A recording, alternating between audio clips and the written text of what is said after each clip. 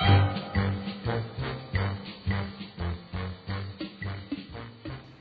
and welcome to our next video on connection.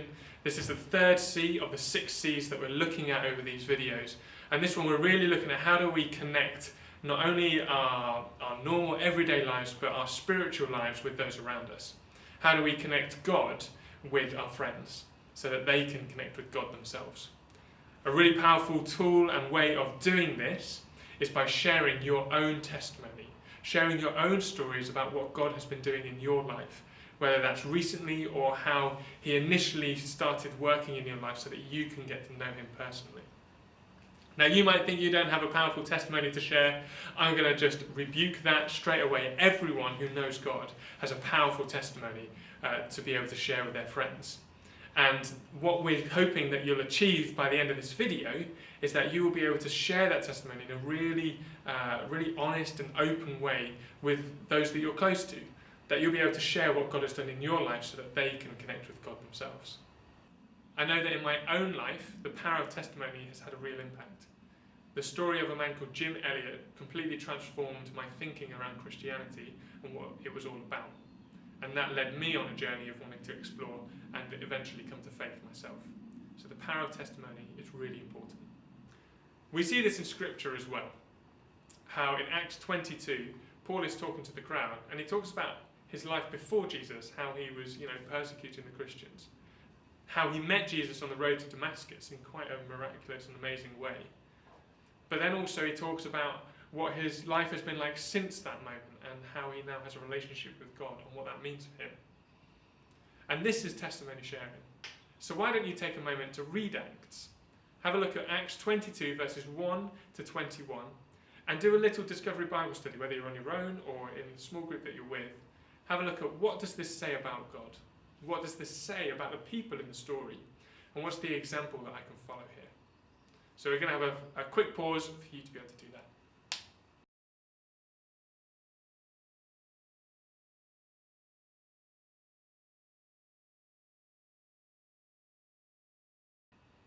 Now you might be thinking, I have never shared my testimony. I don't even know where to start. This is such a mammoth task. Don't worry. We're going to take this step by step and look at those 3 sections of life before Jesus, meeting Jesus, and life since meeting Jesus, and look at how we can share that information of our own story really easily and succinctly. If you think you've done this before and you've done it so many times, then keep practicing. Only through repetition and practice do we get to a point where we're comfortable doing this in the moment and in real life. And you will then start to see actually how easy it is to share your story, and you can then encourage other people to do it as well. So we're going to start by looking at the first section, which is what was my life before Jesus? Now, I'm going to share a little bit of my story in a moment, but I want you to notice how I pick a key phrase or a couple of key words that I hang my story on. And what this does is this helps me to know how to share this part of my story really easily. So I want you to see how actually the common themes of unfulfilled, there must be more than this, come through in my story as I share it. And then afterwards we're going to have a little think about yours. So here's my story. I grew up in a normal family home. No one went to church, no one had any faith of any kind. But I had everything I could have wanted. So we went on nice holidays, we had a really nice house, I had loving parents that looked after me, I've got an older brother and a younger sister, so there was always someone around, and it was a really, what you would consider to be a normal family home. But growing up there was always this sense of something missing and wanting something more out of life than I was experiencing. And it was this sense of unfulfillment, that there is something missing in my life, but I just didn't know what it was. So that was my story, or the first part of my story. And what we're going to do in a moment is we're going to pause the video and you're going to have a go. Now, you might think, okay, this is quite difficult, I'm not sure where to start. have a think about your story, maybe jot down a couple of bullet points of the key points you want to share. But the really important thing is to have a key phrase, a key theme, or a key word that you use in your story so that people get that real important message of what you're trying to communicate in that section. So hopefully you noticed mine was this element of being unfulfilled, even though I had everything that I needed, and there must be something more. So have a think about what your key theme would be in your own story, and then within a minute try and share what your life was like before you knew God, before you met Jesus. Little caveat, if you grew up in a Christian home, you might want to ask yourself the question, what would my life look like if I didn't know God? So if you've always known church and always known Jesus and always known God, you might want to ask yourself, what does my life look like when I'm far away from God? What would it look like if I had never known God? And start at that point to try and get an understanding of the first part of your story. So we're going to pause the video for a few moments, practice writing down and sharing a little bit of your story, and then in twos, one person share their first part of their story of before they met Jesus, and then swap over on the next person and give some constructive feedback and help each other out. Okay, over to you.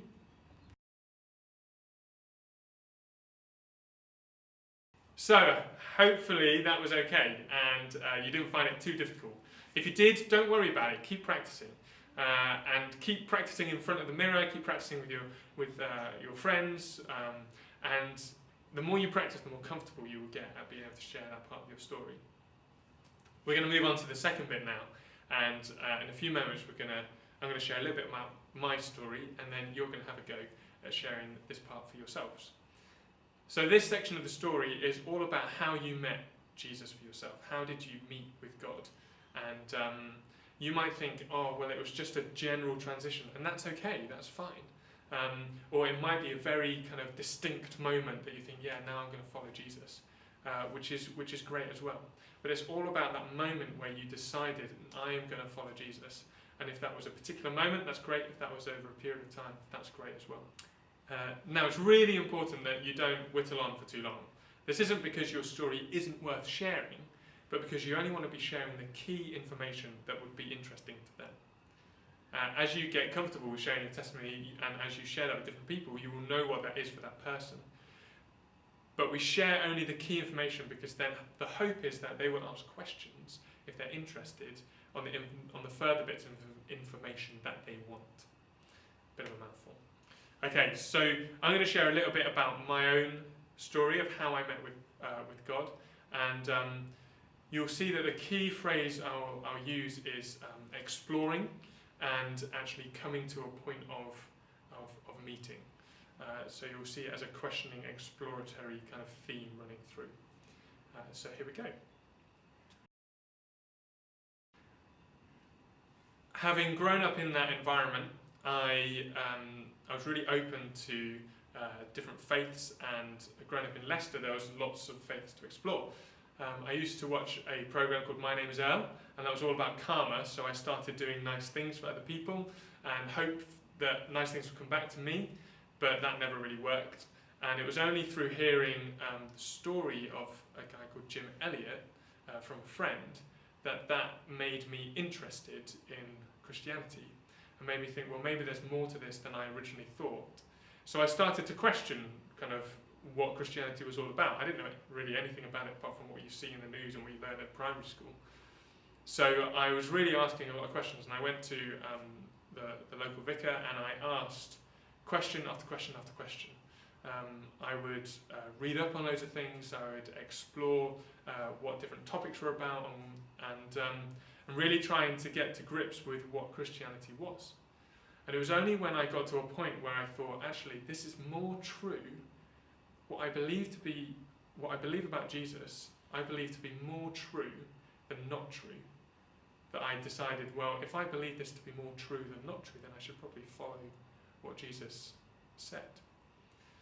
So at that point I prayed, I think probably for the very first time seriously, that I would be able to follow Jesus. I thanked him that all the wrong things that I do, that they were gone because of Jesus dying on the cross and that I was forgiven. And I committed myself to following Jesus from that point. So hopefully you saw how in my second part of my story there was the kind of exploratory, questioning kind of thing going on where I was investigating what Christianity was all about. Now it's over to you. So in a few moments we're going to pause this video and you're going to have a chance to think about the key theme that happened during your time in your story of how did I meet with Jesus? How did I make that commitment to following Jesus? So have another think about the key theme or key word or key phrases that you would like to hang this section of your story on. And if you need to make some notes, jot down some notes, but don't write it out word for word, because that's just not going to be helpful in the long run when you're sharing it with your friends. So I think we'll pause now and over to you.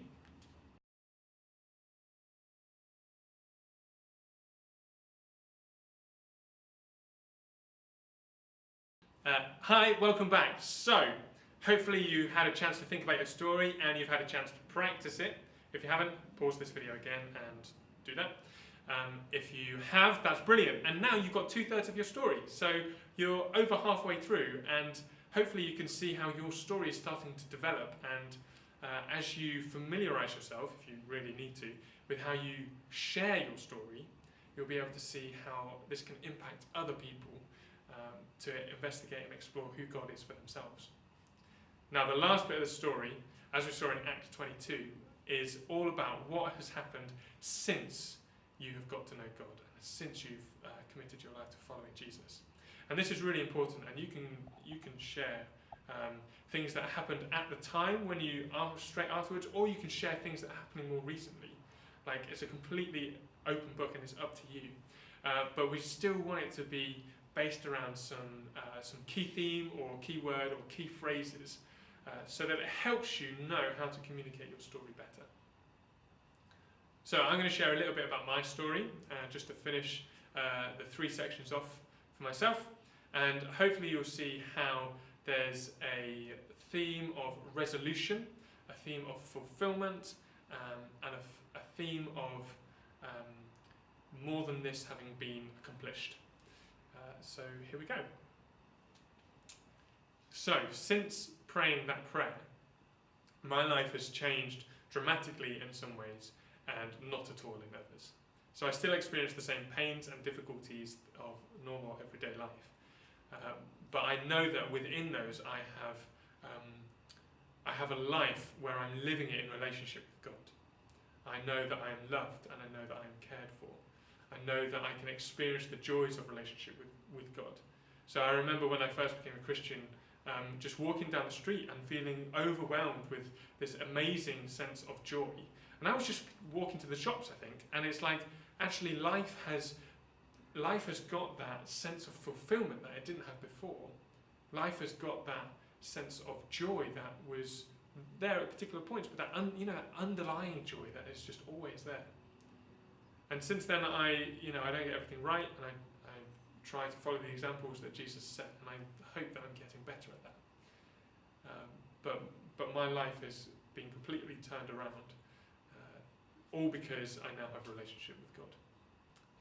So hopefully you will see how, in that third part of my story, the themes of fulfillment and life having everything in it that was missing before came through.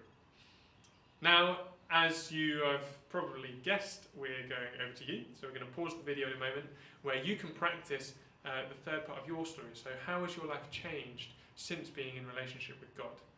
And you might want to jot some notes down, but definitely think of those key themes and those key phrases or those key words to hang your story, this section of your story on.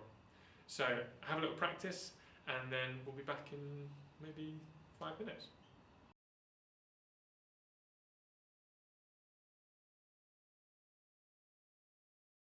Hi, welcome back. Hopefully you found that quite useful, and my hope is that you could see how the themes from before meeting Jesus were now resolved now that you've met Jesus. If you're not, that's okay. Everyone's story is unique of how they met God, so don't worry about that. But hopefully now you see that actually you've got a whole testimony there of how you have met God. And what we're going to do now is we're going to pause the video again for a few moments and we're going to put it all together. Now for this section, what's really important to remember is that you don't want to waffle. In this video you may have thought that I have waffled quite a lot. Hopefully I've not. Carl's smiling, so hopefully we've not. But the key thing is you've got to try and keep it quite tight. You've got to keep it within 2 or 3 minutes maximum. So if you've got a stopwatch on your phone or you've got a watch on, then do time yourself. And it's a good practice to get into because when you're sharing it with a friend, you don't want to be waffling. You don't want to bore them with your story of how God has met you. This is supposed to be one of the most exciting things that has ever happened in your life, if not the most exciting thing that has ever happened in your life. So keep it short, keep it to the point, make it exciting, and share it with your friends. So move to another part of the room or find someone new that you've not shared your testimony with yet and practice the whole thing. Spend a few minutes just kind of familiarising yourself with what you might say. And if you get it wrong, don't worry about it. It's all practice. Failure is part of learning. And getting stuff wrong is part of how we improve and how we grow. So don't worry if you don't get it perfect first time. And you might want to practice with 2 or 3 different people. So spend a good chunk of time really learning how do you share your own testimony as a whole. Over to you.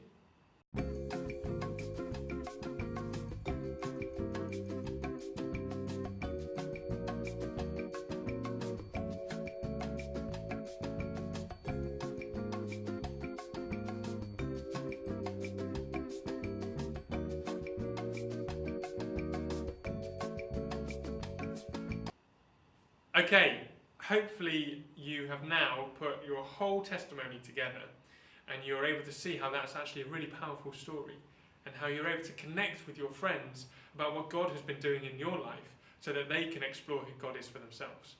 This is the whole point of why we're sharing our testimony, so that they can explore who God is and come to know the amazing God that you know. What we're going to think about now, just very briefly before the end of this video, is what happens when you turn this video off. So it's all great and good watching this video, well done, thank you for bearing with me. But at the same time, unless we do the repetition, unless we do the practice, we're never going to make this a natural part of our lives. So you might think, actually, you know what, I'm going to put those key words on a piece of paper and just stick it on my bedside table so that when I wake up, I'm just reminding myself of my own testimony each and every day.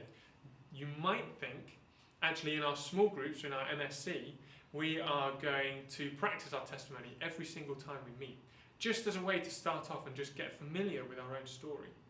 Or you might think, actually, every morning as I'm brushing my teeth in the mirror, before or after, I'm just going to practice sharing my testimony with myself. And just give yourself that repetition and that practice. As you can tell, I've started going to the gym. It's called the Gym of Alex Herrick's Backyard, where I have my 7-minute workout app. And I do press-ups and star jumps at 6:30 in the morning. If you're looking into my garden, you'll see a very interesting sight.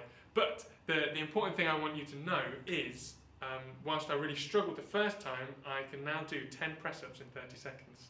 I know, right? That's pretty good. Thanks, Carl. Encouragement is good. But it's the same with testimony sharing.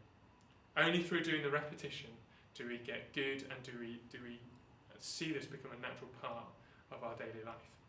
So don't let the repetition stop here. Practice, practice, practice. Keep going. And when it's difficult, keep pushing through because we know that this is the way in which we follow Jesus. That's it from me.